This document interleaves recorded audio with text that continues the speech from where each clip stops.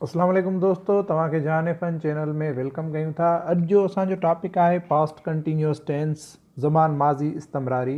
इन में असीं तव्हांखे उन जा रूल्स एग्जाम्पल्स ऐं काफ़ी घणी मालूमात ॾींदासीं सिंधी ट्रांसलेशन में।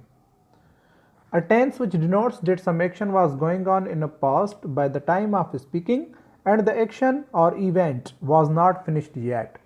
It is called past continuous tense.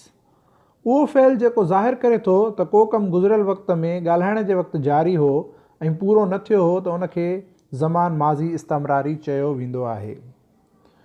हिन जा हेल्पिंग वर्ब्स आहिनि वाज़ ऐं वर। हिन जी फॉर्मेशन आहे subject plus helping verb plus main verb plus इंग प्लस एक्सटेंशन और ऑब्जेक्ट। जीअं तव्हां हिते ॾिसो था त आई सब्जेक्ट आहे, वाज़ उन जो हेल्पिंग वर्ब आहे, प्लेइंग जेको आहे उहो फोर्थ फॉर्म आहे ऐं प्लस अ गेम जेको आहे उहो एक्सटेंशन आहे। जीअं ॿियो एग्ज़ाम्पल आहे त यू सब्जेक्ट आहे, वर उन सां गॾु हेल्पिंग वर्ब आहे प्लस प्लेइंग फोर्थ फॉर्म आहे मेन वर्ब जो ऐं गेम एक्सटेंशन आहे।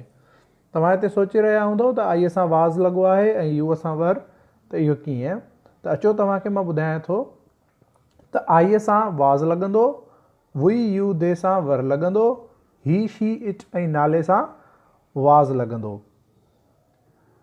ऐं वधीक एग्ज़ाम्पल जेके आहिनि I was eating a mango, I was not eating a mango, was I eating a mango, was I not eating a mango और was not I eating a mango.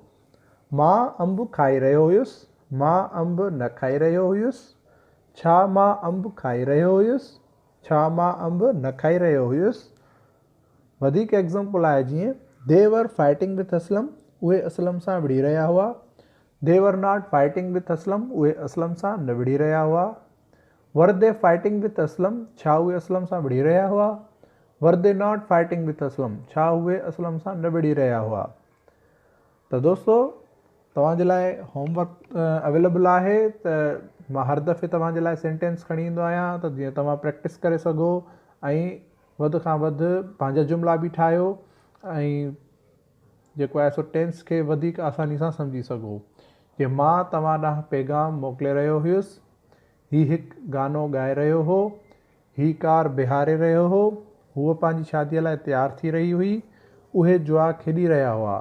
त दोस्तों पंहिंजी rough book खोलियो ऐं जुमिला note कयो ऐं उनजी practice कयो त जीअं तव्हांखे वधीक ॻाल्हि सम्झ में अची सघे।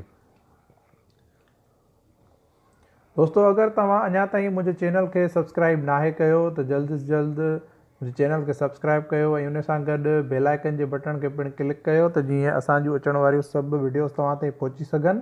ऐं उन सां गॾोगॾु मुंहिंजी वीडियो खे लाइक कयो, कमेंट कयो ऐं दोस्तनि सां शेयर कयो त जीअं असांजी हौसला अफ़ज़ाई जारी रहे ऐं असां तव्हां ॾे रोज़ु नयूं वीडियोस मोकिलींदा रहूं।